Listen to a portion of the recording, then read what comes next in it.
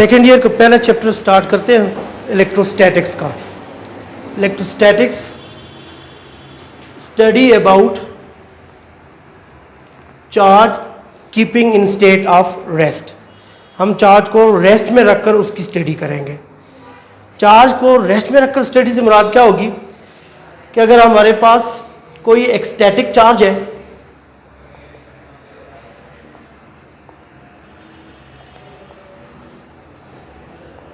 वो किस मैग्नीट्यूड की फोर्स किसी दूसरे चार्ज पे एग्जर्ट करता है। ये फोर्स कौन से नेचर की फोर्स है, स्टैटिक चार्ज की स्टडी होगी।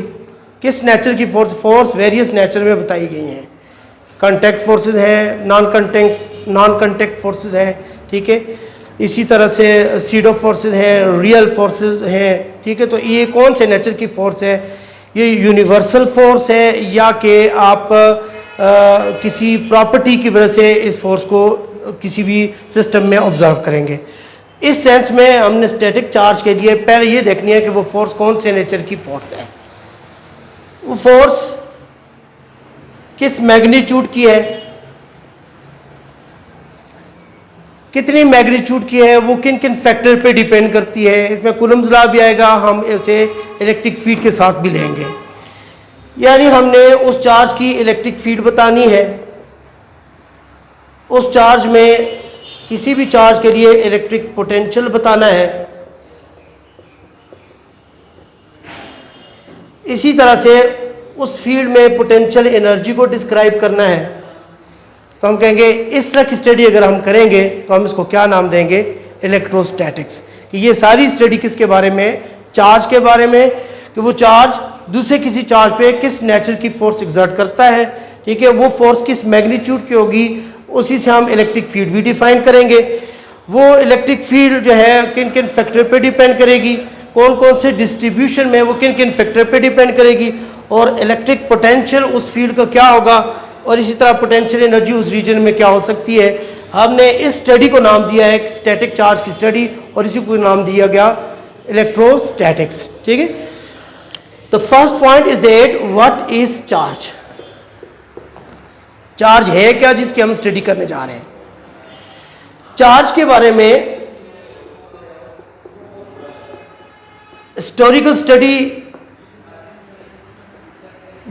में तो बहुत सारी पॉइंट्स हैं, लेकिन ओवरऑल ये कहा जाएगा ये मैटर के पास एक इंट्रिंसिक प्रॉपर्टी है, प्योरली प्रोवाइडेड बाय नेचर, कि ये किसी भी मैटर को नेचुरली ये प्रॉपर्टी मिली हुई है, ठीक है।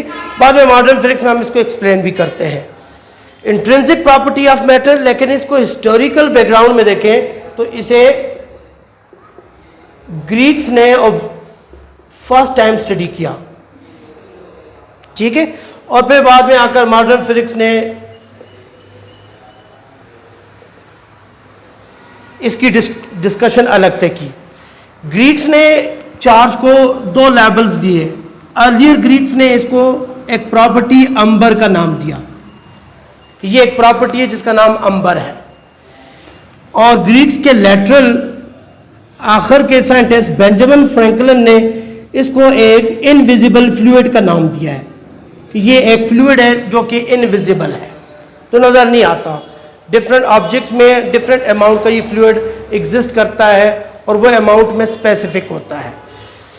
नाउ अंबर क्या था, अंबर एक मटेरियल है। फॉर एग्जांपल हमारे पास अर्लियर एक्सपेरिमेंट जितने भी हम डिस्कस करते हैं उनमें तो हम यही लेते हैं कि अगर आप एक प्लास्टिक का रॉड लें और उसे किसी कपड़े के साथ रब करें, या ग्लास का रॉड लें उसे किसी कपड़े के साथ रब करें, तो आप ऑब्जर्व करेंगे वो प्लास्टिक या ग्लास का रॉड जो है ग्रास सीड्स को, पेपर पीसेस को, कार्क डस्ट को अट्रैक्ट करने लग जाता है। इस तरह की प्रॉपर्टी पहली बार अंबर मटेरियल पे देखी गई कि अंबर मटेरियल ग्रास सीड्स को अट्रैक्ट करता था। तो जो कोई भी ऑब्जेक्ट अंबर के साथ रब किया जाता तो वो अंबर की तरह ग्रास सीड को अट्रैक्ट करने लग जाता। तो उन्होंने कहा ये प्रॉपर्टी इसको अंबर मटेरियल से मिली है, इस प्रॉपर्टी का नाम भी क्या रख दिया गया, अंबर रख दिया गया, ठीक है।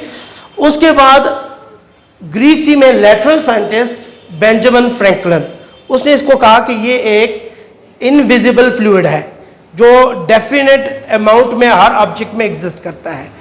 व्हेन द ऑब्जेक्ट्स आर रब टुगेदर या when the objects are brought in contact with each other, the fluid change its location.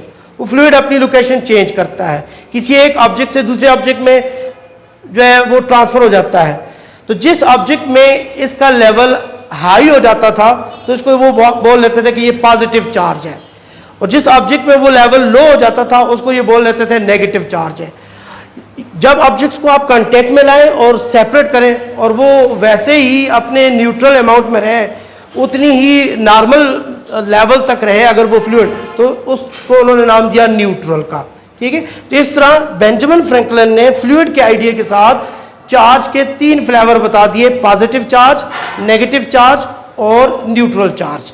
ठीक है, लेकिन ये आइडिया एक्सपेरिमेंटल अटेम्प्ट्स हुए बहुत सारे, उसमें ये आइडिया फेल हो गया क्योंकि चार्ज के पास एक कैरेक्टरिस्टिक्स है क्वांटाइजेशन की, और वो फ्लूइड के पास जो है फ्लूइड जैसे स्टेट्स ऑफ मैटर में नहीं देखी जाती, उनमें कंटिन्यूटी होती है। तो उन्होंने कहा जी कि ये जो है आइडिया रॉन्ग है कि चार्ज एक फ्लूइड की तरह क्या ऑब्जेक्ट्स में प्रॉपर्टी नहीं हो सकती।